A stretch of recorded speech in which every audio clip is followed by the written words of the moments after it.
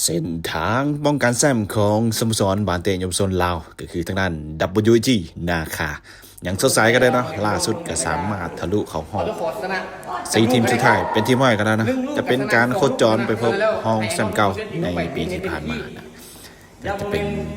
สโมสร CF เบเดนเนเซ่บีนะก็ถือว่าน่าสนใจซะเหลือเกินเนาะจะเป็นการล่างตาลิบอลนะแต่แข่งขันในมื้อนี้นะ4 กรกฎาคม 2026อยู่ที่เมืองเอสโตริลประเทศโปรตุเกสเวลาในประเทศลาวมัน22:15 นาทีเนาะก็ถ้าติดตามกันเพิ่นจะมีการถ่ายทอดสดผ่านเพจ WG นาคาเนาะส่งตรงจากประเทศโปรตุเกสนะ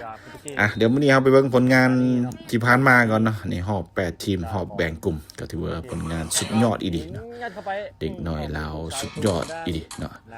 โดดเด่นซะเหลือเกินเนาะเดี๋ยวไปเริ่มต้นกันทีมนัทมิตรนะก็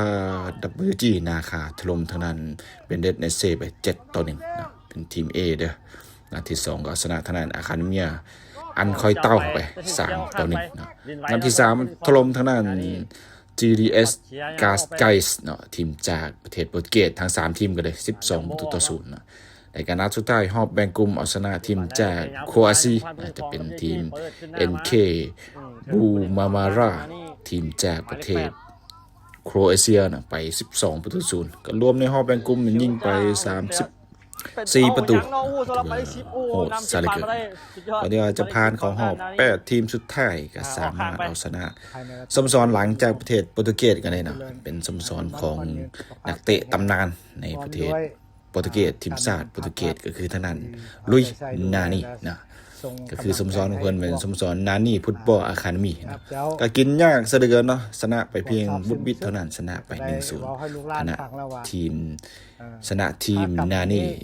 FA เนาะทีมจากโปรตุเกสไปวุดวิด1-0นะซึ่งว่า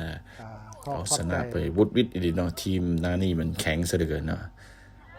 ก็ชนะไป 1-0 วุดวิดเท่านั้นนะก่อนที่ว่าจะผ่านเข้ารอบ4 ทีมสุดท้ายนะก็มื้อนี้เนาะจะแข่งขันวันที่4 กรกฎาคม 2026จะพบกับทางด้าน CF เวเลสเนเซ่ทีม B นะก็เพิ่นเขียนมาว่าเป็นห้องแซมเก่าเนาะในปีที่ผ่านมาแข่งขันในรอบ4 ทีมสุดท้ายก็ถ้าติดตามกันแล้วกันเนาะ